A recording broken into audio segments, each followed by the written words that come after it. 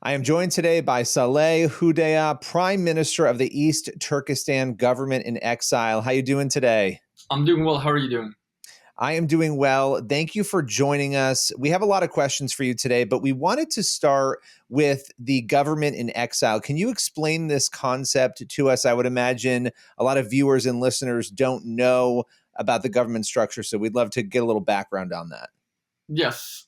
East Turkestan, firstly, is a country that is currently occupied by China, that the Chinese government refers to as the Xinjiang Uyghur Autonomous Region.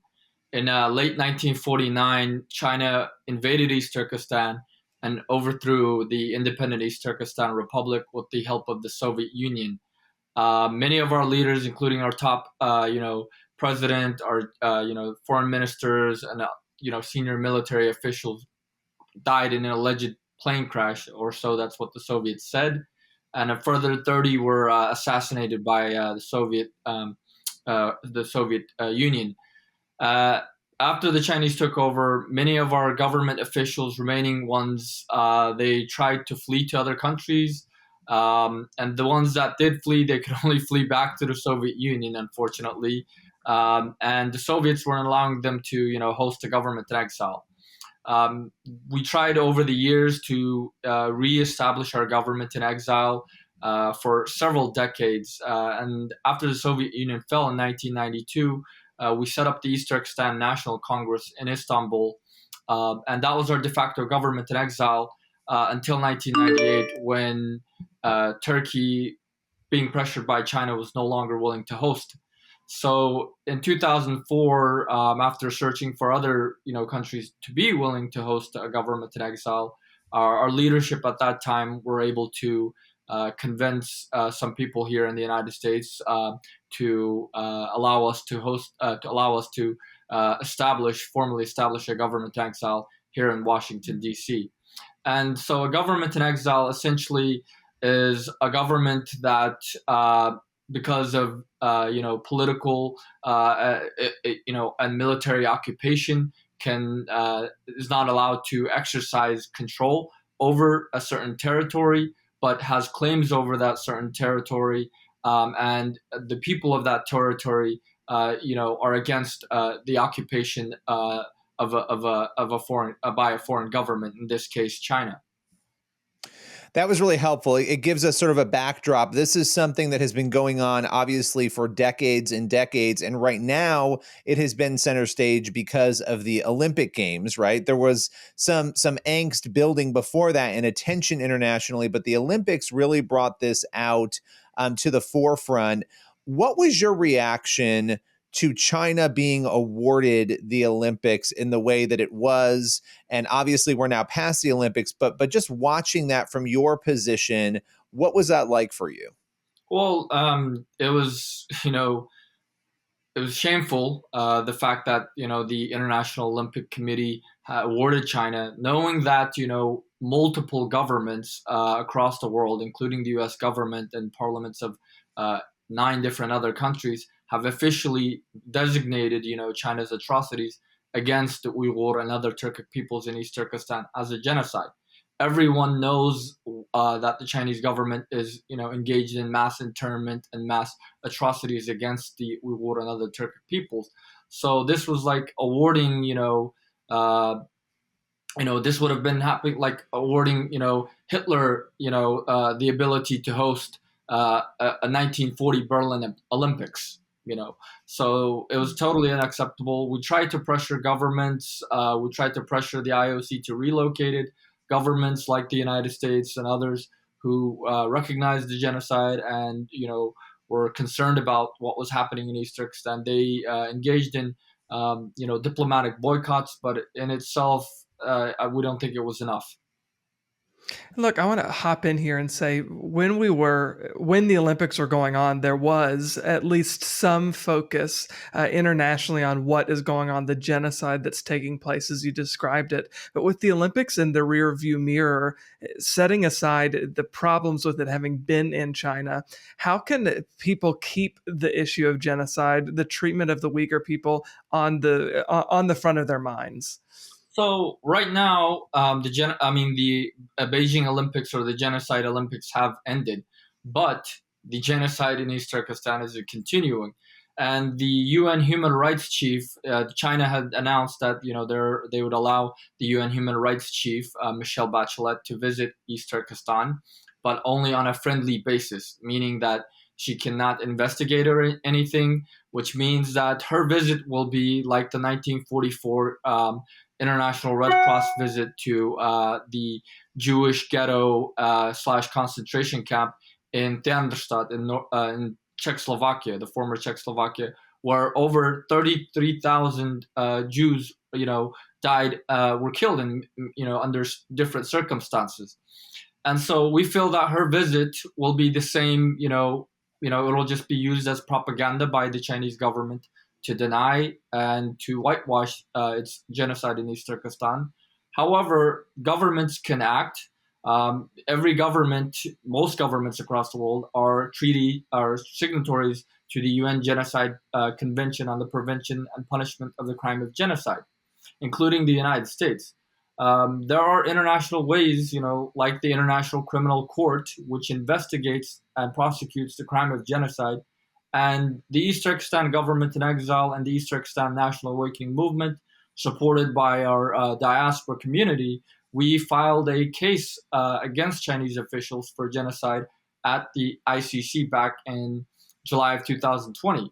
However, many governments have not been, calling on China to be investigated. So this is a call that needs to be made sooner than later.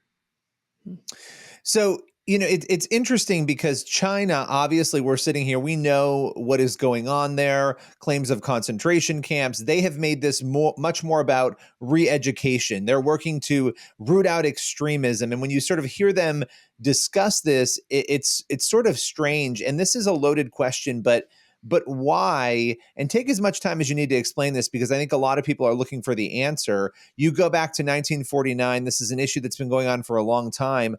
Why has China chosen to allow this issue to linger, to not provide freedom, and then to resort to these concentration camps? What's behind that?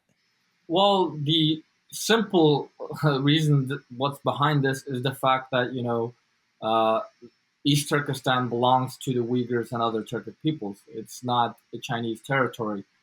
It's invaded and occupied by China. The name Xinjiang in the Chinese language means literally the colony or the new territory, signifying that it's not a part of China.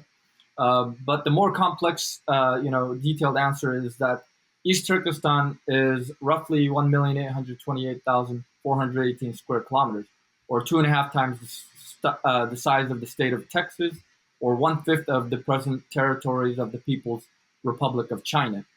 And it's rich in natural and mineral resources, including gold, lithium, beryllium, oil, natural gas, all these rare earth minerals and other, energy, necessary energy materials that, is necessary for China to grow.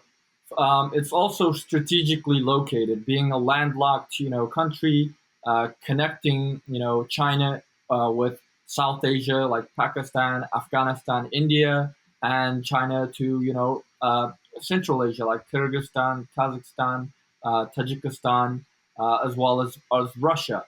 So just for that purpose, the Chinese government, they have been trying to slowly colonize the East Turkestan for the past, 72 years. And it was only recently that with the unveiling of the Belt and Road Initiative, or China's grandiose multi-trillion-dollar plan to achieve global hegemony, that they felt that the Uyghurs and the people of East Turkestan would be a great security risk for them in the event that, if Western governments or the Western world would, if the people of East Turkestan were to rise up peacefully and, demand some form of, referendum or anything like that sort, the Western world would support this. And this is why the Chinese government, under Xi Jinping, to achieve the so-called Chinese national rejuvenation, has resorted to this final solution. Look, I think a lot of that context is really helpful. I know it's helpful for us, but I think it'll be helpful to so many of our listeners and readers to help understand really the situation going on. And it really, I think, shines a light on the next question I want to ask you. It's something you recently tweeted. You tweeted that the Uyghur submission to China's persecution would be akin to treason or even worse than suicide. That's strong language. And I want to ask if you might be able to explain why you use such strong language to our listeners. Yes. One, I mean, for the past 72 years, we've tried to, work with the Chinese government.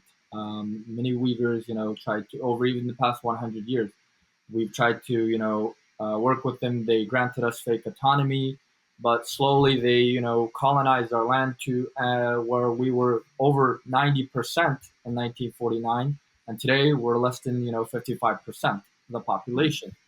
Um, Whereas the Chinese population was less than 5%. And what's happening here is if we give up East Turkestan is just the tip of the iceberg. It's just what's going to, we're pretty much a barrier between China and the Western world, Central Asia and beyond.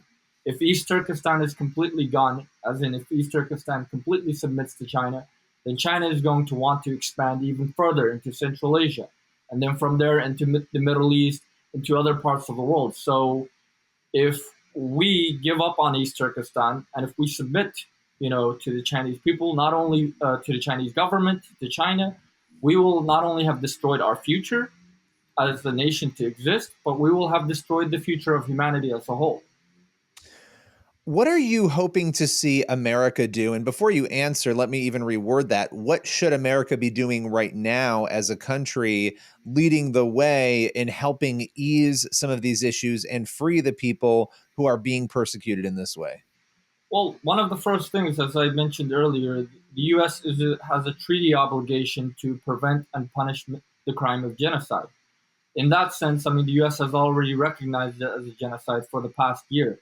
The U.S. needs to, at the very least, support our East Turkestan's case against China at the ICC, file a parallel case against the state of China or the government of China at the International Court of Justice.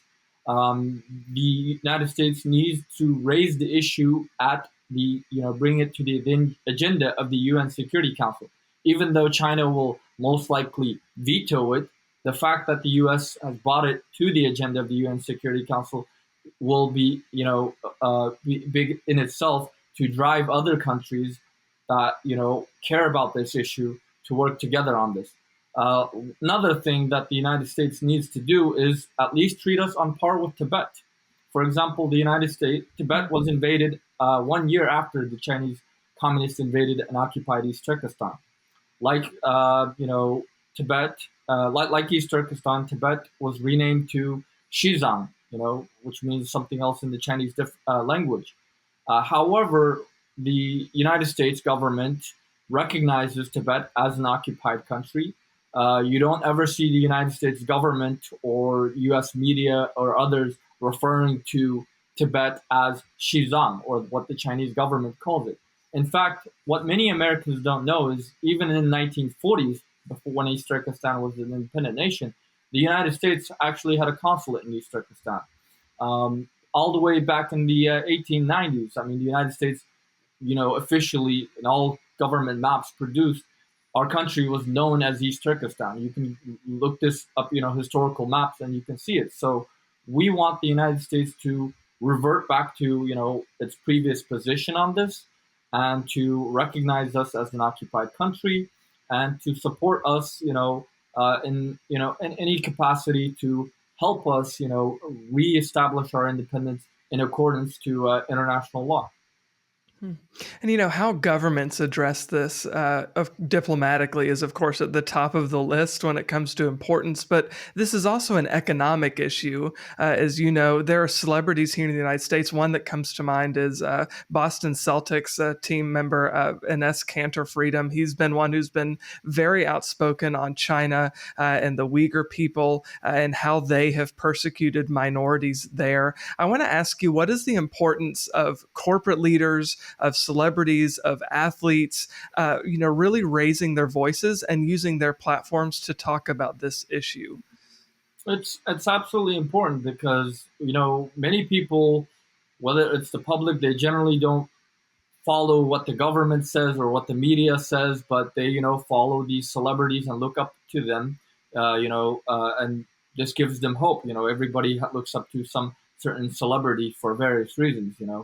But another thing is the fact that if these celebrities, if these corporations are silent, this is only going to embolden China to continue engaging in further atrocious acts. Not only is it going to embolden China, this will embolden other regimes like the Chinese Communist Party in other parts of the world who are like, oh, okay, if China is able to get away with this, then we should be able to get away with engaging in genocide against other groups that those governments don't feel it should exist. It'll create a lot more problems for the international community. It will create a lot more suffering for people all across the world. So it's important that everyone speaks out.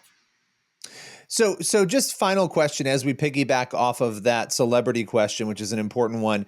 People might be listening to this, watching this, thinking, okay, well, how do I get more information? They're just kind of figuring this out. They're hearing about it. They've maybe heard a little bit, but they want to know even more. What's your recommendation to everyday people in this country, in America, who are hearing about this and they want to take action or be helpful in some way? So one of the first things that they can do simply is just to Google the word Uyghur, and they can read a lot of articles. But if they want to find out more about East Turkestan, what the real reasons, what's happening, from the lens of the Uyghurs and not the lens of the Chinese government or outsiders, then I would recommend that they visit our website east-turkestan.net and follow us on social media, whether it's on Facebook, Twitter at ET-ExileGov or ET-Awakening. Well, thank you so much for your time. We so appreciate you coming on to talk about this important issue. Thank you for having me.